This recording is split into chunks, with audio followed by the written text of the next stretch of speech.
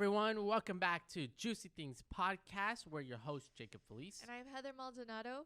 And Juicy Things is a podcast all about helping couples find their passion and spread their influence. Yeah, and today we've got a really good episode. We've talked a lot about motivation and passions, but today is on getting out of a motivation slump. And it's going to be a guide to help you get motivated again. So tell me if this sounds like you. You've been super motivated, productive, and in the groove, and then all of a sudden you decide, I'm going to take a day off. And then the day off turns into 2 days off. And then the 2 days off turns into weeks. And then Months, before you know it, years. All your good habits kind of went down the drain and you don't know what happened, right? So we've all been there. And today we're going to cover how to get you out of that slump and get you back motivated so that you can start knocking out some goals. Yeah. It's never too late to get back in the flow. Here's the thing. It all starts in here, in your mind, right? So here are 3 psychological concepts that we can all do to help us get back on track. And I'm going to start off with the first one, which is extrinsic motivation, which basically is giving yourself a reward when you do something. So if I want to read 30 pages of my book and I'm like, after I read 30 pages, I get 1 hour of TV, which sounds like a good thing at first, but it's not long term because it just doesn't work, right? Because it's not from within you. You're giving yourself a little treat to do something. You don't actually want to do it. Yeah, it's wanting to do something with an incentive is sometimes a way that people, that does help people to motivate them for a short term, but the problem is it doesn't really help as a long-term effect. So like in the reading example, you're doing it more for watching TV than you are for caring about the process and caring about the content of the reading.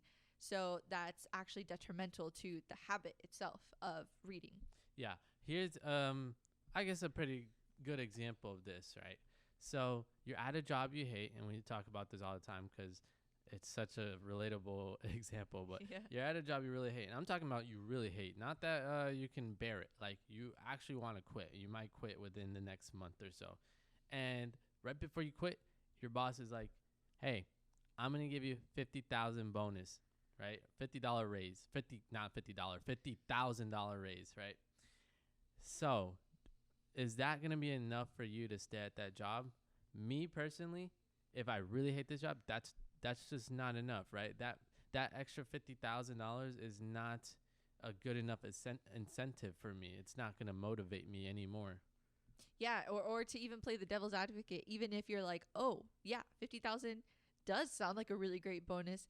That the point of that is it's still a short-term motivation. You know, maybe this is the type of job where you hate getting out of bed every day. You hate all your coworkers and your boss is always on you and you're working weekends. There's no work-life balance, like that type of job. It really wouldn't, the money still wouldn't be enough motivation for you long-term than, your mental health, your happiness.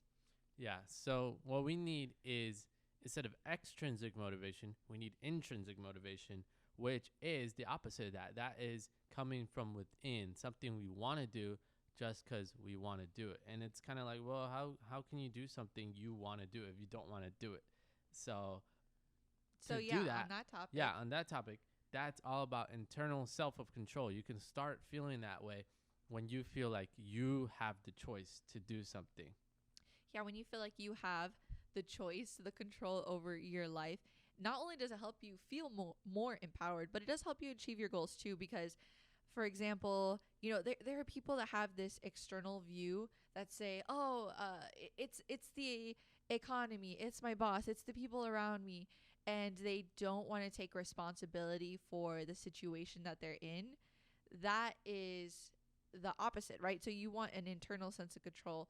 You want to feel like you actually have direct effect over your environment and your situation. Yeah, like for example, like someone who feels like the reason they're unhealthy is because of big food companies like McDonald's and Wendy's, Chick-fil-A. Like, right? I'm unhealthy because there's a McDonald's every other corner. Well, it's like, okay, that's true. That is true, especially in America. But you have the choice to not eat the McDonald's. and you should not eat the McDonald's, and then you'll feel better. You'll feel like more in control and more aligned with doing things because you wanted to do them. Yeah, definitely. Mhm. And so the next and last high level kind of psychological topic I wanted to talk about is the idea of self-efficacy. So people that consistently are achieving their goals, their long-term goals, have a deep belief that they can achieve them, that they are in control, like we just mentioned, but more so, deep down, they really believe that they can achieve things. So across the board, this is pretty consistent. If you believe you cannot achieve something, that will be true. It will be like a self-fulfilling prophecy. So what is your reason to try, right? This is where things like affirmations can help. Honestly, it's a deep down reprogramming yourself to think I can achieve something, I can do it. And then the second thing that you can do is to do things more often that prove that you can do it. Sometimes you need to actually see results in order to believe it, right? If you haven't had it for the first time, you need to Even prove if that's like failing. Sometimes you need to fail, keep on failing. Eventually you got to be successful, right? It reminds me of like getting a girlfriend for the first time. It's such like a daunting task. It's such like an unreachable, unbelievable thing to do, to like actually have a girlfriend or get a boyfriend. Same thing, right? It's like the first time it seems impossible, but when you actually do it, you feel like you could do it again, right? It's like so easy. It gives you that belief that you can do it. Yeah. Like, yeah, I did it. Okay, that wasn't so hard. That it just gets easier the more you do it. Yeah, it's under the concept of manifestation, right? Manifesting something into being before it actually happens. You know, in the case with having a significant other, you have to believe you can get a significant other before it ever even happens in the first place. But then once you get one significant other and then, you know, say that that doesn't work out, now you have a belief. I know I can at least achieve that because it has happened. So both of those, believing it before it happens and then also doing it more consistently, proves to yourself that you can also do it. Yeah, Naruto was right when he said believe it. Believe it. Now I get it. So let's move on to 4 secrets to get you motivated. We're going to share you these 4 secrets to get you motivated. Okay, how to do it. Yeah. Number one is the it mindset all starts in the mind. shift. Talk about that. So this is about developing the internal sense of control, right? How do you even get that? Well, this is the first thing. The words you tell yourself are extremely important. So even using the term, I fell off, you know, I'm a loser, I'll never be able to do this. If you're using phrases like that, you need to, first of all, consider the way that you're speaking to yourself. And also, you need to give yourself a break. So this is about falling off and, you know, losing your motivation.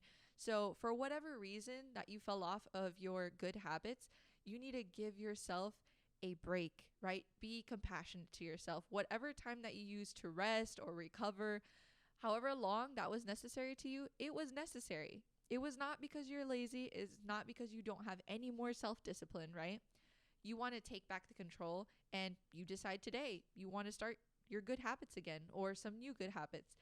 You need to have that mindset shift. Say, okay, I'm not going to continue to blame myself for the past. I'm going to decide right now, you know what? I deserved that time off.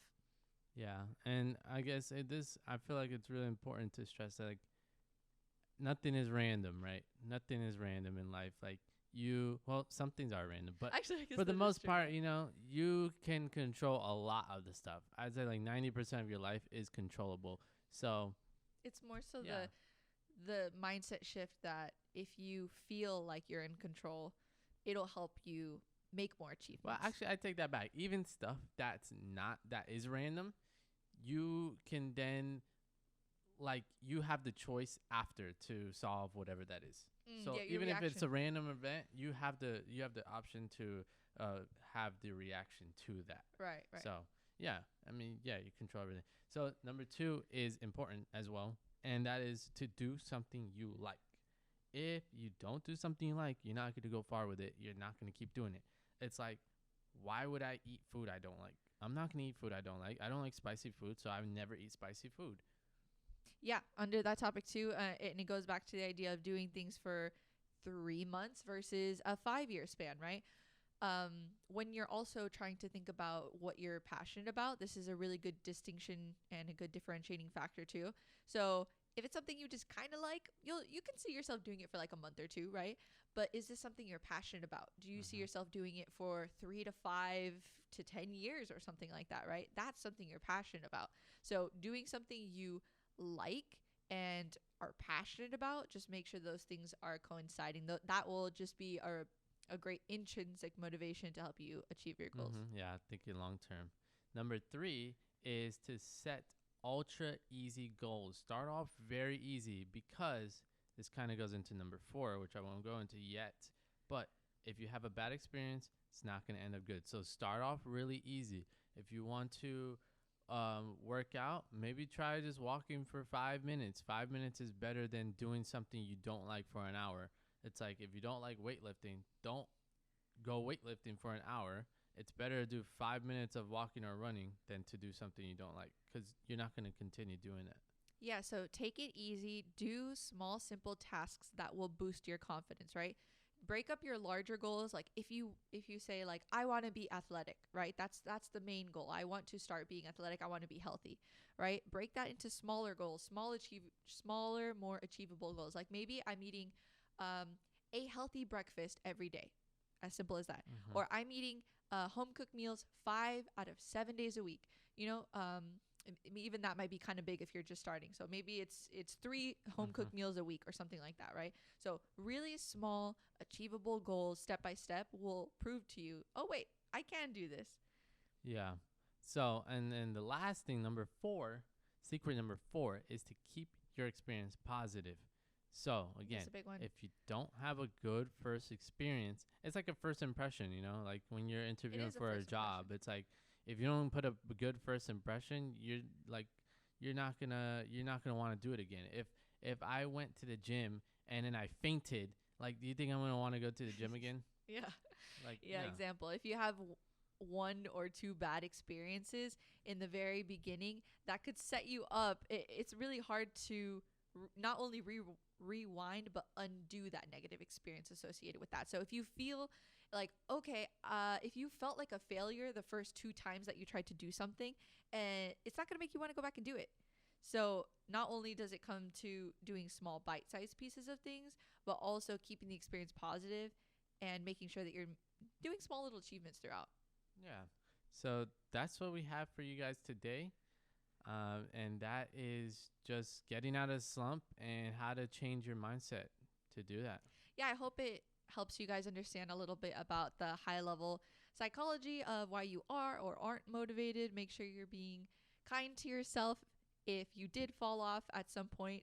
Not even using that term, but giving yourself just an extended break. Extended break time, whatever that need was. But yeah, it's time to get motivated, guys. Set some goals, make them into small little bite-sized pieces. Small goals. Start proving to yourself that you can do it. And if you start applying any of these things, you can tag us on Instagram at Juicy Things Podcast. Nice. And make sure you rate and review this podcast, please. 5 stars, share it, so that more people can 5 find us. 5 stars. You can find us at Juicy Things Cast on almost everything. And check out our website at juicythingspodcast.com. And that's it. We'll see you guys in the next episode. See you in the next one. Bye. See ya.